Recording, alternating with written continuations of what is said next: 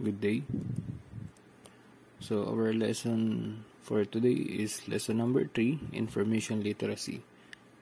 So previously on our lesson number 1, medyo nagkaroon na po tayo ng konting introduction about the information literacy.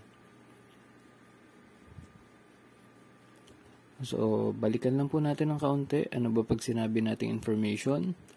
So usually we are referring to information as also data. But the main difference between data and information is when we say data, ito po yung ating mga raw data, possibly wala pa siyang meaning, hindi pa natin siya nabibigyan ng any kind of definition at all. Hindi pa natin siya ginagamit as any interpretation, hindi pa siya considered as the process 1. So, pag sinabi naman natin information, ito yung ating mga kinokollect na data, and then later on, it is being processed or interpreted para mabigyan natin ng meaning and para mas maging useful or usable. So, when we say information, it is a broad term that can cover processed data, knowledge derived from study, experience, instruction, signals, or symbols. So kapag ang pinag-uusapan po natin is media, since ang ating pong subject is media and information literacy, so information is often used to be or to describe knowledge of specific events or situations that has been gathered or received by communication, intelligence, or news reports. So kagaya na lang, kapag tayo po ay may bagong pag-aaralan, we are usually looking for information. Nagre-research tayo, inaalam natin yung mga bagay-bagay tungkol dun sa kung ano mang gusto natin malaman. And typically, when we are searching for information, we are asking questions. Questions na pwede natin gamitin to solve some issue o kaya naman para may malaman or matutunan lang tayo. So, for the information literacy, dito po nakapaloob yung tinatawag nating stages or elements of information literacy.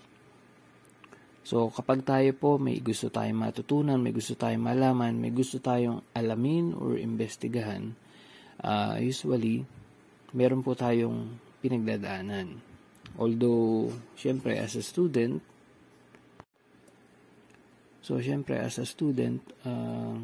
hindi na natin siguro napapansin yung ating mga steps na pinagdadaanan or stages. So, meron tayong 7 stages. So, the first one is identifying or recognizing information needs. Inaalam natin ano ba yung information na kailangan. Bakit natin kailangan yung information na yun? So, there's a need or an issue that requires knowledge to be resolved satisfactorily. So, usually, dyan nagkakamali ang estudyante. Kapag may binigyan assignment si teacher, activity na binigay, basta may magawa lang, may maipasa. Hindi naman lahat, pero marami ganun. Hindi nila iniisip na makapag-provide ng information or activity or assignment or output na nandun yung tinatawag na satisfactory level. And also, kaya natin inaalam yung information na kailangan is for us or for them or for it to be updated with the news, for learning or education purposes, for communication, to acquire knowledge needed for decision making. So, yan yung stage 1. Alamin natin kung ano yung kailangan information. So, like for example, nagbigay ng assignment, alamin natin munang mabuti. Huwag yung basta lang tayo magse-search, magtatanong sa AI.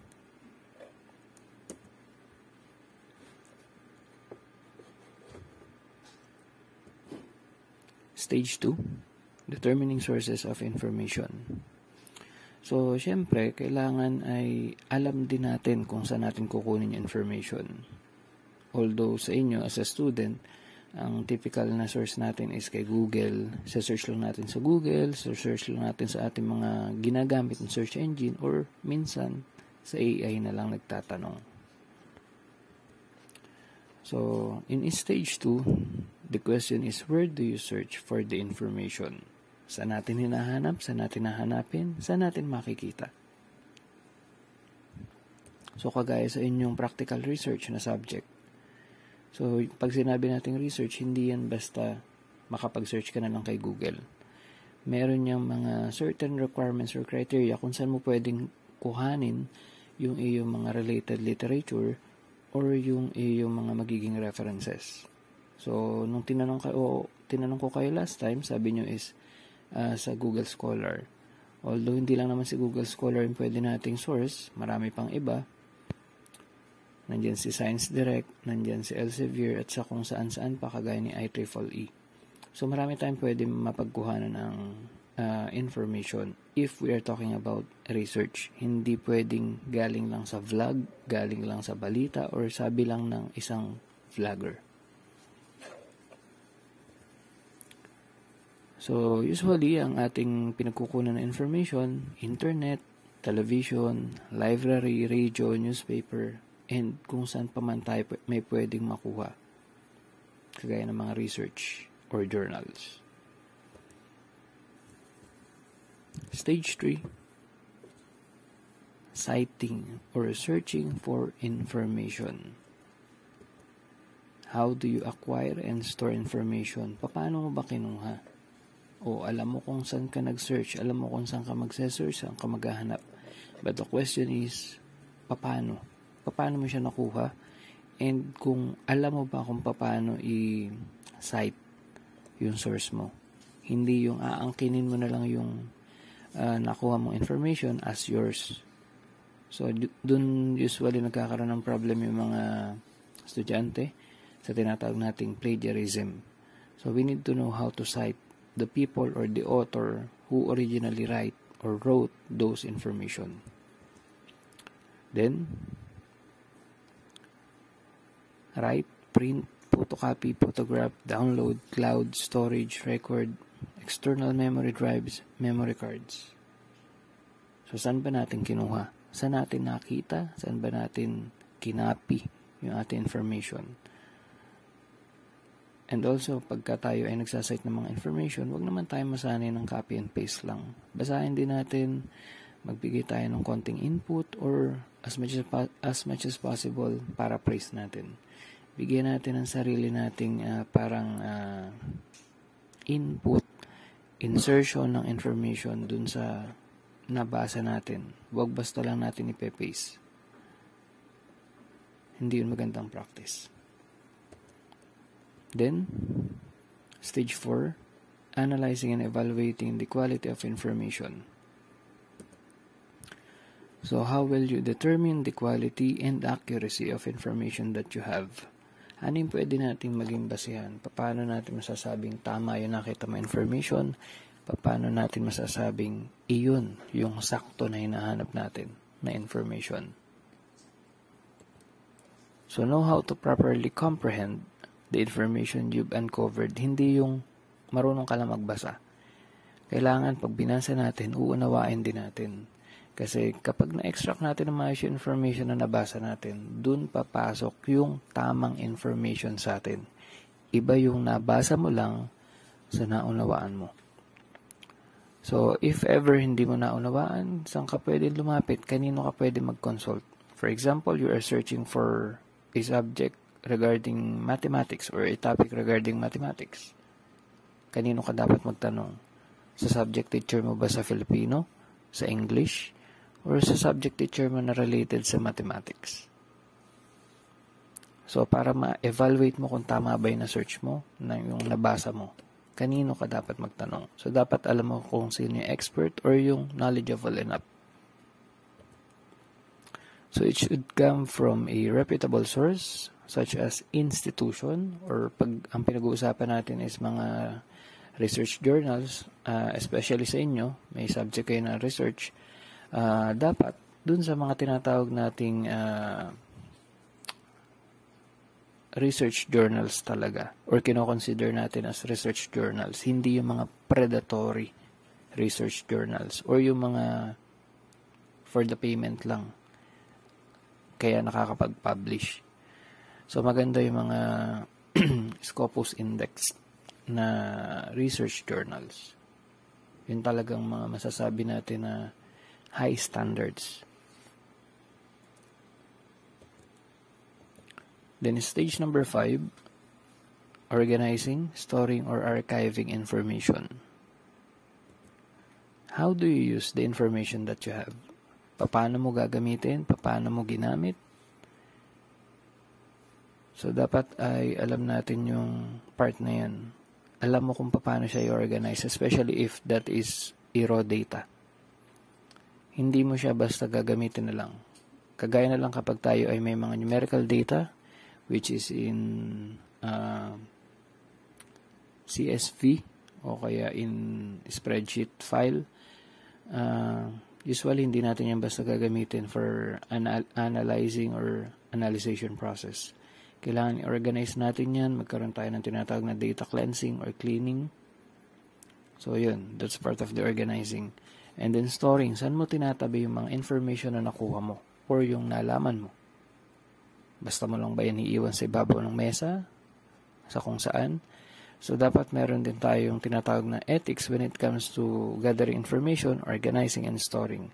And of course, yung tinatawag nating archiving. So, when we say archiving, ito yung, kumbaga pagdating sa database management, bawal tayo mag-delete. All we have to do is to archive the information. So, the best example is kapag po tayo ay nag-handle ng mga system, bawal tayo mag-delete. Halimbawa na lang sa enrollment or sa mga estudyante. So, after graduate ng estudyante, i-delete na ba natin yung data nila since graduated na sila from the school? So, hindi po. So, ang ginagawa po natin sa information is ina-archive po natin. So, when we say archive, hindi siya totally deleted. Siya po ay virtually deleted lang. Ibig sabihin, mawawala lang siya doon sa pinakang front end or doon sa pinakang nakaharap sa atin sa ating computer, pero nandun pa talaga siya. So if ever may bumalik na estudyante, magre-request ng Form 137, Form 138, ang kailangan lang gawin ni registrar is to pull up the information from the archive database. Kasi meron tayong tinatawag na school year, so kung alin yung active school year, for example 2025 to 2026, yun yung nasa pinakang live database. So, naka-archive na yung luma. For example, 2024, 2025. So, luma na yan. Naka-archive lang. So, that is stage number 5 for the information literacy. Then, stage number 6. So, using information in ethical, efficient, and effective way. So, how will you communicate information? So, pagpalagay na natin, may nabasa ka na information, may nakuha ka na information. So, how are you going to communicate it? So, dapat laging ethical, efficient, and effective. So, understand how to use data to solve an issue, make a choice, or satisfy a demand. So, napakahalaga na kapag may hinahandle tayong information, whether it is PII or personally identifiable information or hindi man, hindi siya PII. So, dapat lagi nating isipin yung ethical way. Especially if it is a PII. So, lagi natin tatandaan, meron tayong tinatawag na Data Privacy Law of the Philippines. So, yun yung nakakasakop sa atin if we are talking about information, especially those PII. Lalong-lalo na yung tinatawag na sensitive, personally identifiable information.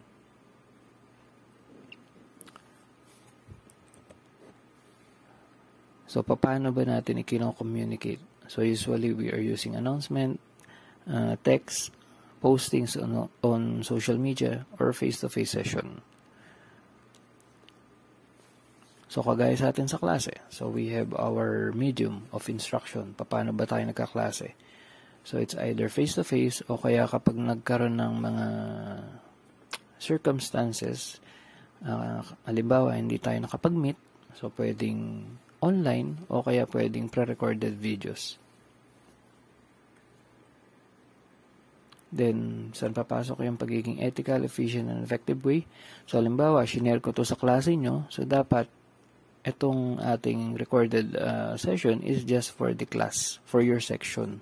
Hindi yung i-share nyo pa sa iba, papasa nyo pa sa iba. So, this is just especially made for your section. Then, lastly, stage number 7, creating and communicating new knowledge. So, know how to effectively convey and deliver knowledge to others in a variety of styles and channels. So, paano ba natin i-share, i-communicate, ipapaalam sa iba yung bagong knowledge or information? So, yun yung stage number 7. Natutunan mo na, nalaman mo na, na-store mo, na-organize mo na yung data, napag-isipan mo na kung paano siya ibabahagi, ipapaalam ng maayos, ng walang napapahamak na information or na individual or person. Walang sino man ang posible mapahamak doon sa paraan mo. So, lastly is kailangan mo namang malaman kung paano mo siya i-communicate or i-share. So, that is stage number 7. So, that's it. That's for the lesson number 3. So, next one is the lesson number 4 or 3 types of media.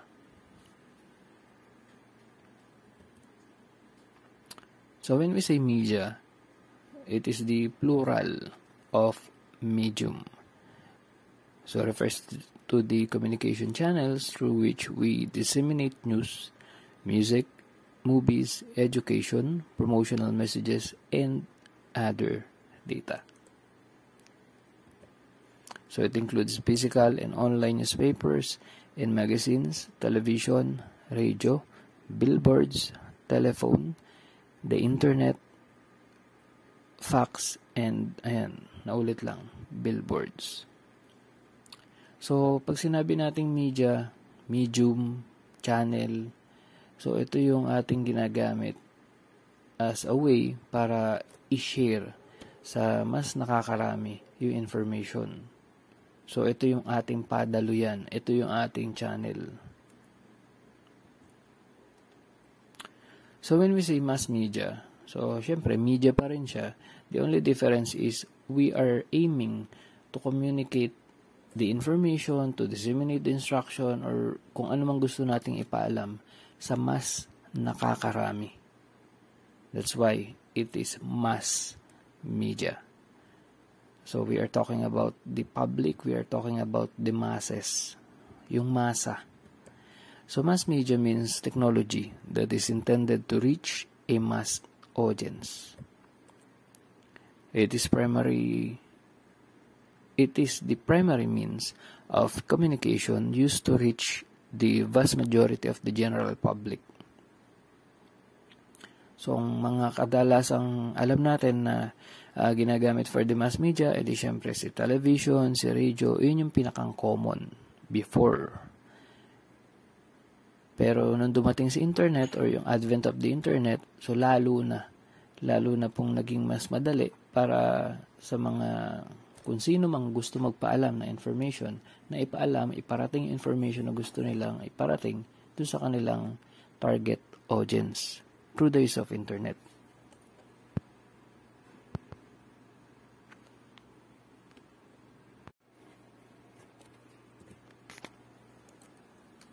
Then, we have the types of mass media. So, unang-una na po dyan is yung ating tinatawag na print media. So, this is the oldest form of media. So, this consists of papers and ink. So, yung mga printed materials natin. So, examples natin, books, newspapers, magazines, comics, billboards, flyers, brochures, journals. So, basta yung ating mga printed materials, so those are print media. So, sama na rin po natin dyan yung mga posters. So, nung medyo matagal ng panahon, usong-uso pa yung mga printed materials. May gusto tayong ipaalam na bagong product, may gusto tayong ipakilala na politiko, posters, printed materials, flyers.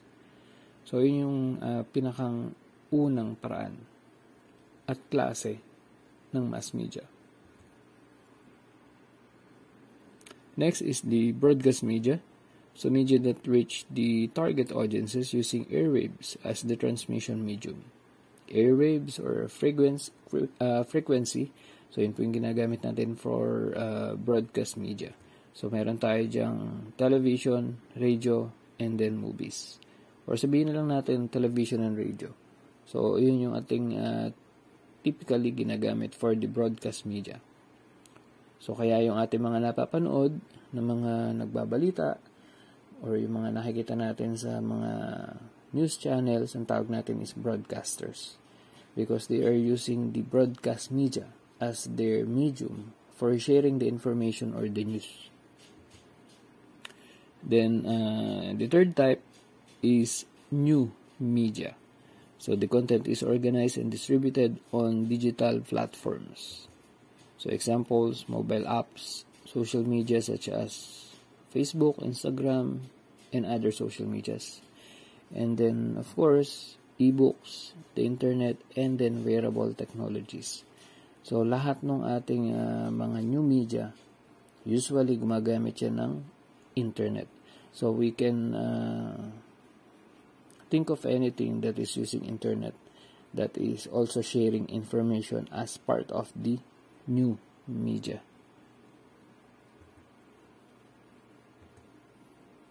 Then, we have the functions of mass media. So, for the general purpose, usually we are using the mass media for sharing information, for educating, for entertainment, and then persuasion. So, that is the typical or the general purpose. Bakit natin ginagamit yung mass media? Then, for specific purposes, pwede nating siguro gamitin for surveillance purposes. May gusto tayong survey, may gusto tayong subaybayan. Then, for interpretation, minsan ginagamit natin yung mass media para magkaroon tayo ng certain interpretation of something or about something. Then, linkage. So, ginagamit din ng iba ang mass media or sabihin na lang natin ang media for their linkages, for their connections, for their networks. And then, of course, socialization. Although, siguro mas para sa atin or sa panahon nyo ngayon, sa generation nyo ngayon, socialization is more possible or much possible using social media than mass media. Lalo sa ngayon, mas maraming mas nagre-rely sa social media unlike the mass media or yung traditional media na alam natin. The next one is the advantages and disadvantages of the mass media. So the first one for the advantages is, of course, it helps us to learn new things. Although si mass media, hindi na yun yung ating primary source. So, marami na tayong pwede makuha na bagong kaalaman, malaman na bagong bagay sa internet or sa ating tinatawag na new media. Then, we have it helps us to spread news and information quickly and easily. And then, also, it helps people around the world understand each other and accept differences. So, yan yung ating mga advantages. And then, for the disadvantages, it can spread, of course, false information or fake news. So, napaka-common na nagaganap niyan ngayon. Yung mga fake news, especially yung iba ay mga AI-generated pa, tapos susuportahan pa ng mga AI-generated text. Dahil lalo na ngayon, marami pong tinatawag natin ng mga AI or yung mga generative AI na konting bigay mo lang na information, gagawan ka na ng mahahabang text or mag-generate na ng images or videos. then it distracts you from studying, working, and spending time with your family. Or sabihin na lang natin na di-distract tayo sa tulong or sa pamamagitan or sa paggamit ng mga mass media. So that is for the mass media. Pero syempre, sa age nyo, sa generation nyo, hindi na siguro mass media lang yung nakaka-distract sa inyo. Lalo na siguro yung tinatawag nating new media. Lalong-lalo na yung inyong paboritong gamitin, social media. Then, we have the media convergence. So, pag sinabi natin convergence, ito yung nagtatagpo-tagpo, yung different technologies or different sectors or aspects into one. So, the best example natin when we say convergence is the smartphone. Dati, gusto mong manood ng TV, kailangan mo ng television. Ngayon, meron ng smartphone. Kailangan mo dati ng camera, may pipicturean ka, kailangan mo mag-video, kailangan mo ng camera. Pero meron na tayo ngayong smartphone na may mga camera, of course. And then, dati kailangan mo mag-text, tumawag, kailangan meron kang basic phone or yung tinatawag natin noon na cellphone. Ngayon, meron na tayong smartphone. Ang smartphone, nandun na lahat. May camera, pwede kang manood ng kung ano mang gusto mong panoorin, pwede kang mag-text, tumawag, mag-chat, so lahat nandun na. There is the so-called technological convergence. So, when we say media convergence naman, we have the 3 C's na tinatawag. So, the computing, communication, and contents. Nagtagpo-tagpo sila. We are now using the computing or the technology in order for us to communicate and to share content. So, yun yung tinatawag natin media convergence. So, dati nakarelay lang tayo sa traditional media or sa mass media. Ngayon, we have the so-called media convergence. Then, media convergence contents are music, images, TV, radio, magazines, newspaper, books, and games.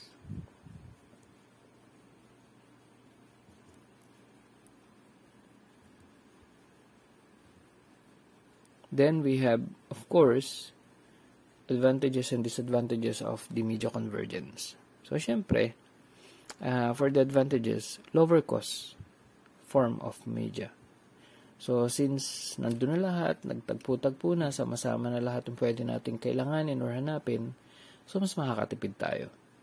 Unlike before, kailangan mo makinig sa balita, bili kang radyo. Kailangan manood ng balita, manood ng teleseryo, or kung ano man gusto mong panuorin, kailangan mo ng TV.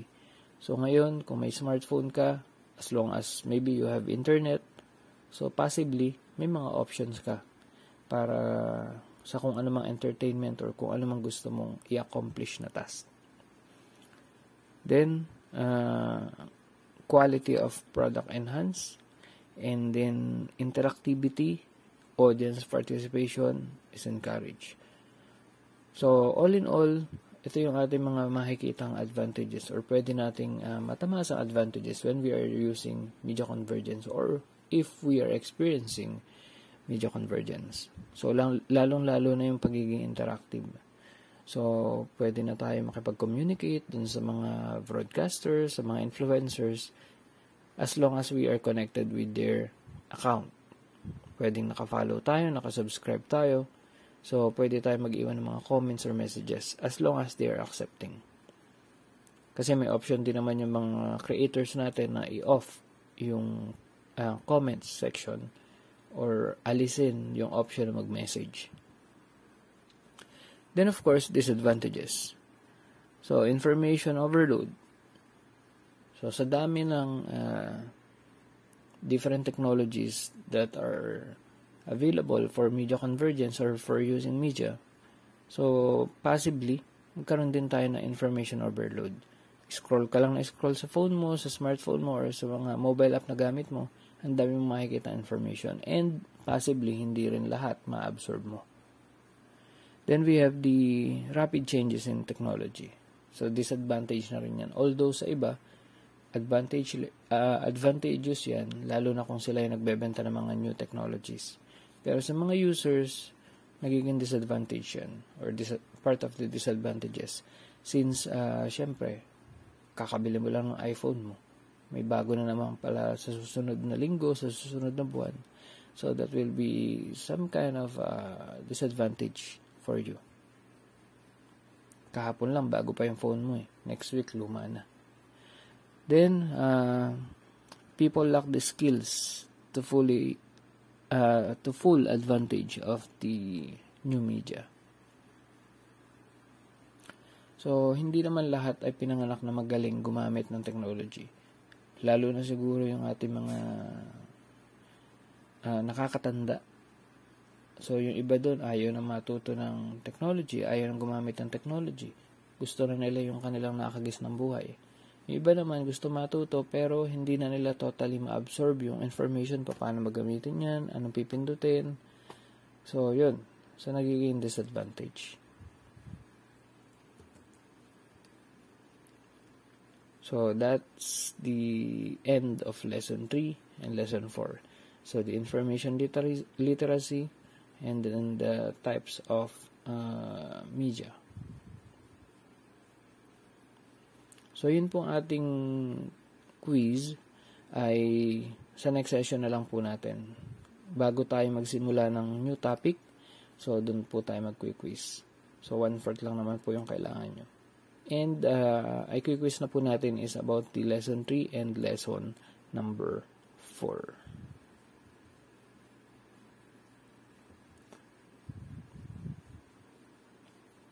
Then, ito po yung ating LOA number 3. So, meron po yan dun sa inyong module. Pero, iniba ko po ng kaunti. Since yun pong inyong sa module is still related to COVID-19 na alam naman natin na matagal na or tapos na.